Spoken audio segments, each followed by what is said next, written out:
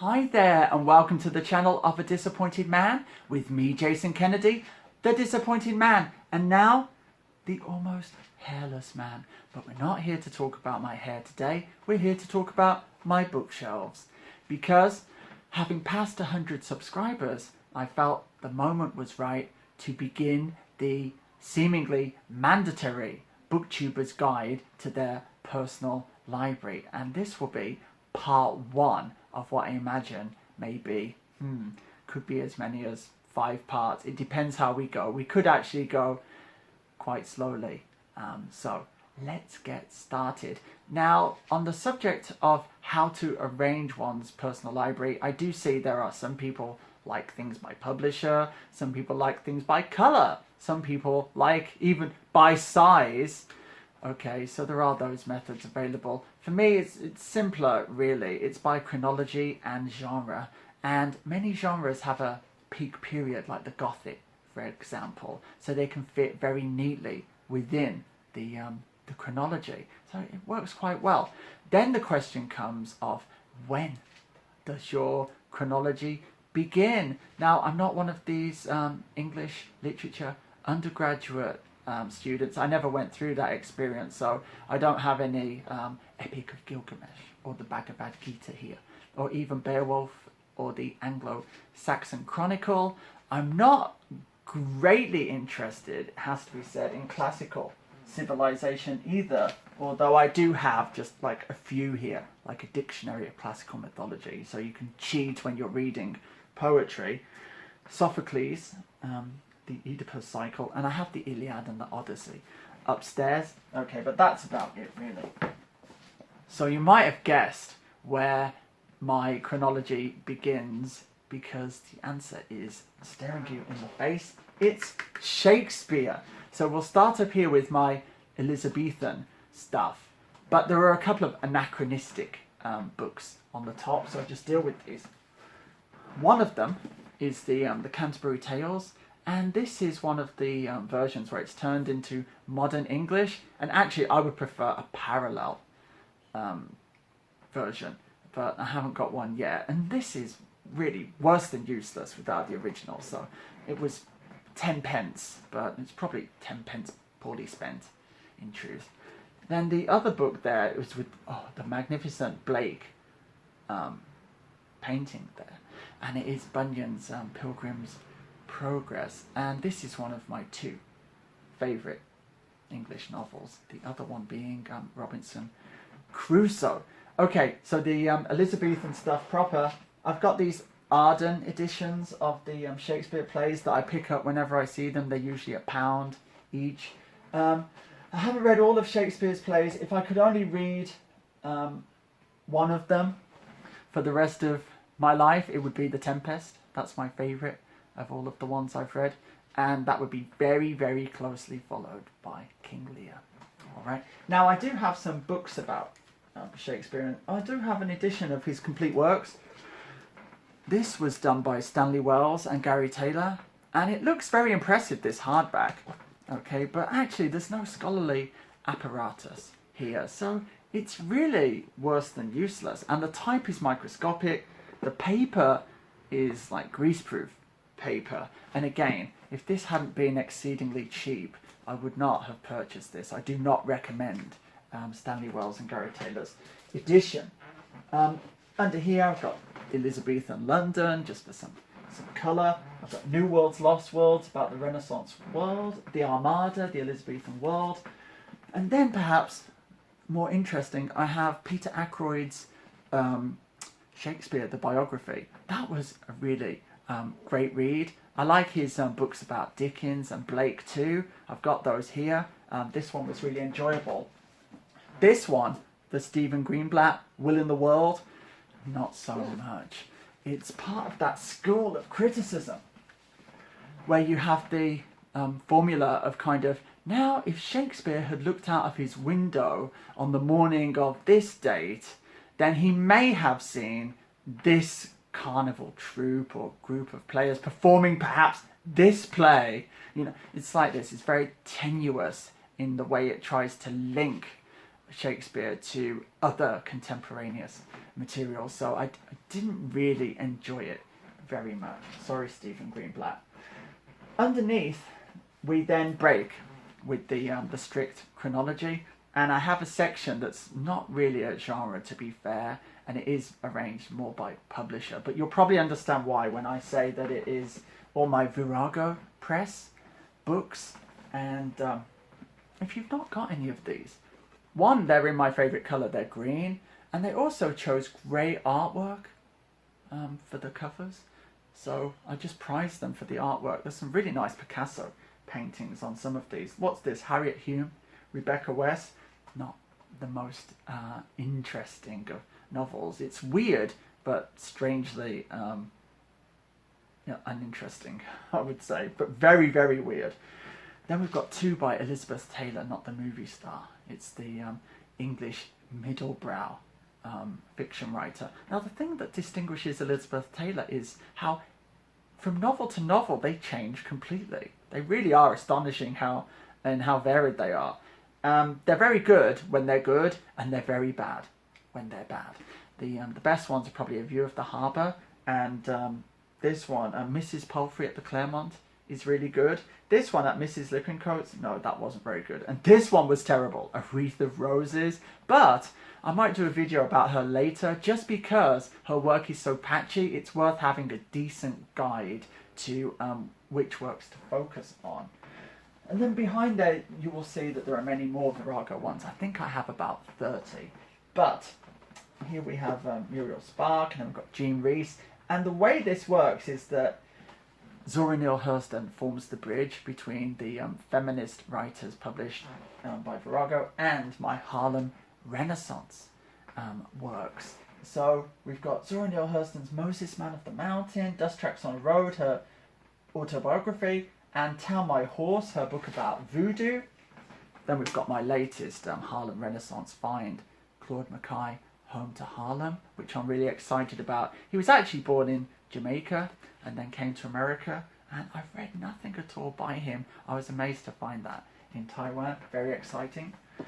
Some just histories of the American South. I used to live in Memphis, and I lived in Mississippi as well, so I do feel drawn to literature and books about this area. This one's really good, Worse Than Slavery. It's about how Reconstruction and the kind of development of the penal system after the end of slavery recapitulated slavery, and in some ways was even worse. Then we get on to another major African-American figure linked with the Harlem Renaissance, Ralph Ellison. And I can't say enough good things about Ralph Ellison. He's one of the finest essayists, and just generally one of the most cultivated men to come out of his generation. So I have conversations with him, I have a biography of him, I have these really, this one. It's got a great cover, like a Saul Bass kind of cover. I'm not really sure why. It's got 2 or 3 of my favourite essays there. Okay, we'll put these here. Oh, and The Colour Purple by Alice Walker is just hiding there. It's a little later, but she rediscovered Zora Neale Hurston, so there is a link back to the work of the Harlem Renaissance. If I go down, I've got some of these life writing examples, and some of these I used in my thesis, which was about these illness narratives, like branch of life writing. So Daddy Boy is there. I already talked about that. Not a great fan of his poetry generally. He's very sort of democratically minded, like art is for everyone, and he can write poetry which nurses can read on the way to work, or in the pin on the wall of the fridge in the staff canteen, and be motivated or inspired, this kind of stuff. And he loves the NHS. So okay, but it's Michael Rosen, and I did read it for my thesis, and it is kind of touching, and it is kind of poetic. So that is there. A more heavyweight example of the illness narratives, though, here, The Body's Silent. It's written by a professor of anthropology, and he had a spinal tumour that was inoperable, and what it did was it turned him gradually into a quadriplegic, and this follows his progress towards being completely immobilized. And it is a really fascinating document. He's quite an unsympathetic person, which I think helps in a way. Not because you feel glad that it's happening to him, but you don't feel so taken aback at how detached he can be about the things that are happening to his body. He's just that kind of person who's always been a little detached to begin with. So he's a very suitable observer of himself. That is Robert Murphy, The Body Silent. Then I've got my Derek Jarman ones, which I've already mentioned. The Journal of a Disappointed Man, where this channel takes its name. And then we've got some ones that are not about illness. Kilvert the Victorian, which is about a very eccentric clergyman. A lot of kind of bathing and strange ideas about communal living in here. But it's very much full of local colour, so it's been quite an important book for people interested in the period. And he's a little bit more ready to say what is really going on under the surface, perhaps, than other representatives of that time, which was notable for its conservatism. I've got Dante, The Divine Comedy. I'm not really sure what it's doing in there. I think I was just trying to fill up the shelves. Oh yes, I know why. It's because it's with my classical efforts. And behind them, hiding, I've got quite a few sci-fi novels. Now, I'm not ashamed of my sci-fi novels, but I hate the covers. I hate the artwork on them. I don't really think the future's being visualized very well. And often it's just a kind of person with a different coloured face, or wearing a space helmet. I can't imagine that thousands of years into the future anyone would still be needing to wear a space helmet. That seems really, really strange. It would be like people now still walking around in rags like cavemen. So I think that is a fail, isn't it? So they're all hiding. But my favourite sci-fi author is Philip K. Dick. I think I've got one of his here. And this is possibly my favourite Philip K. Dick one, although I'm a big fan of Ubik and the Three Stigmata of Palmer Eldritch. But I really like this one, Valis, because it's got this Tractatus at the end. And that is truly mind-bending and very suggestive in terms of the ideas there, and really ties in with my kind of interest in sort of psychedelics and expanded consciousness. He's a great writer, a true Gnostic writer in an age where Gnosticism is really faded from view. So I really enjoyed that. I'll just do two more shelves and then I'll kind of stop for this first half. But down below are all my French books. Now, I'm much better at reading Spanish, but in Taiwan you have to take what you're given, and so my French is not as good, but I can read them with the help of a dictionary, and of course I just want to get better. So one set that I've got that's really good is these Arsene Lupin. He's like the French Sherlock Holmes or the French Raffles, because it's kind of gentleman thief, which Sherlock Holmes is never a thief, but he actually has adventures where he outwits Sherlock Holmes. And these are these pulp editions, which are really cool. And one thing I love about French books is they're just different. Every convention of a book published in England is kind of can be like done away with or done in a different way. And French books put the content at the back, which I found really fascinating when I noticed that. And also, I don't know why, but a lot of my French books have got a lot more illustrations and pages from notebooks and photos and sketches than I've ever found in English books. They appear to just really like to throw in lots of visual material too, which is really wonderful. I'll do a review of this at some point. Exercises in Style by Raymond Queneau, or Queneau if you're Canadian. Could be kayak if you're Canadian, right?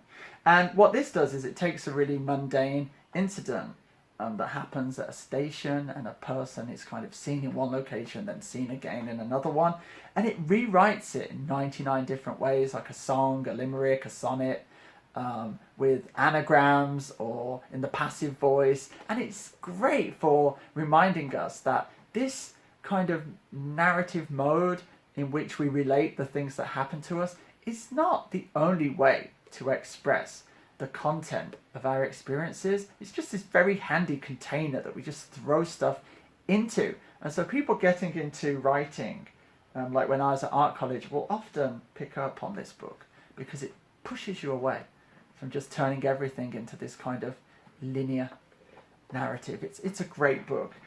Then I like these Marguerite Dura.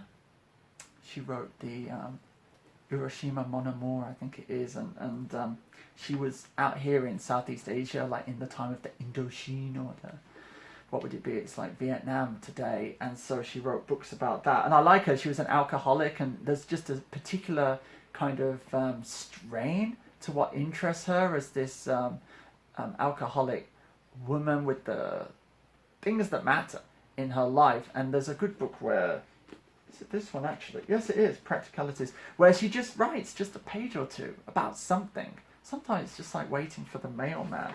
Sometimes it's just about the difficulties of finding something to do. But they're all very brief, and they're not pretentious in any way, but they're precisely observed, and they ruminate on things, or they contain a little snippet of personal memory. Just something about the form that she finds that I found really attractive. And then what else do I have? I have a book on Beckett in French, which seems kind of appropriate. We'll go down and look at some of the others, and there are, again, figures connected with France. So we've got Gertrude Stein's. This is one of my favourite life writing examples. I'm really keen on the life writing. And this is the Autobiography of Alice B. Toklas, which has a brilliant conceit. It's Gertrude Stein writing as if she's her friend writing about Gertrude Stein. That's a great idea. And she supposedly wrote it in just about 6 weeks, which I found amazing. I've got the Goncourt journal as well. I've got some Flaubert and some Stendhal. And I'll finish, and this will also test if anyone made it to the end, but with a very special book for myself, and that is this, New Writing 15, which was published by Granta and the British Council in quite a while back. And what's noticeable about this one, notable, is it has a short story by me. You can see it in the middle. So yeah, so I was very proud, and they gave me some money for doing it. I bought a new computer, and what happened was it was translated into Chinese later, which I thought was most amusing, by the People's Publishing House in Beijing, and it was used on a test. It was part of a syllabus in Denmark for people learning English, and I would get the occasional tweet or message from people in Denmark asking me to help them with their homework. And you can actually buy essays written about my story that you can hand in, pretend that it's your own on these essay mills. And I did read some of them, I did buy them, and I found them very amusing.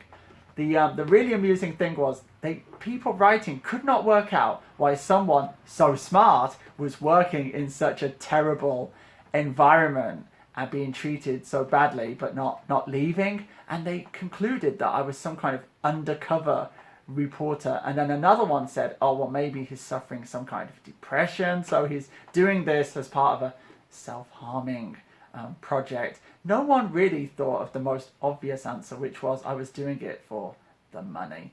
So I'll end on the personal note, and this will conclude part 1 of my bookshelf tour. Anything that interested you, please comment, and also like and subscribe, of course, and I will see you very shortly with some more reviews. But for now, it's time for the mantra: be safe, be strong, and I shall see you anon. Nanu nanu.